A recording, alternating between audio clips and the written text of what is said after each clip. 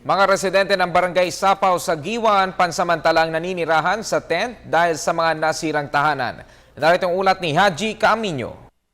Dito sa Barangay Sapaw sa Giwan, Eastern Samar, wasak ang mga bahay at pananim na karaniwang pinagkakakitaan ng mga residente. Inakyat namin ni Jovit Dizon at Alan Rubin ang mataas na pwesto ng Pag-asa Radar Tower sa naturang barangay upang makita namin ang lawak ng pinsala ng Bagyong Yolanda. Mula sa tuktok ng bundok na kinatitirikan ng Radar Tower, nakakalungkot makita ang mga nasirang agricultural crops at mga kabahayan.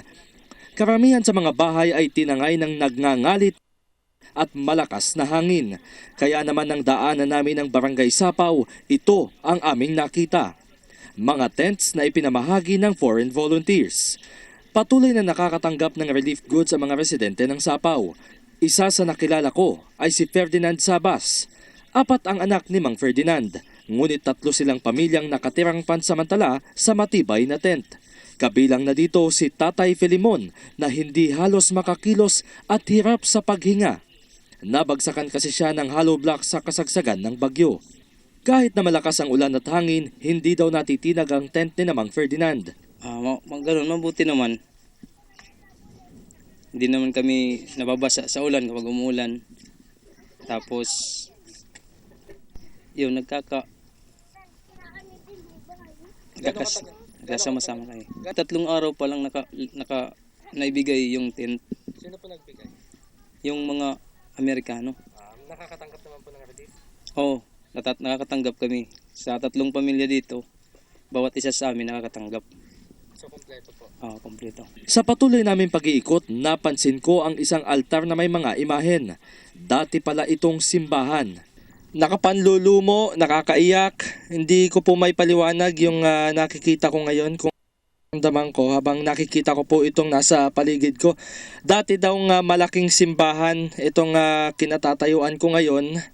At kitang-kita yung devastation na dulot ng Bagyong Yolanda.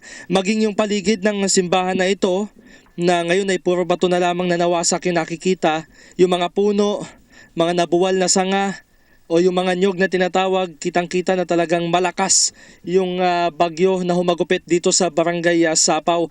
Pero ang nakakatuwa lamang ditong isipin, yung mga rebulto po, yung imahen ng Patrong San Roque at yung Birheng Maria, si Jesus, hindi po natinag man lamang ng bagyo. At ika nga, yan yung katibayan.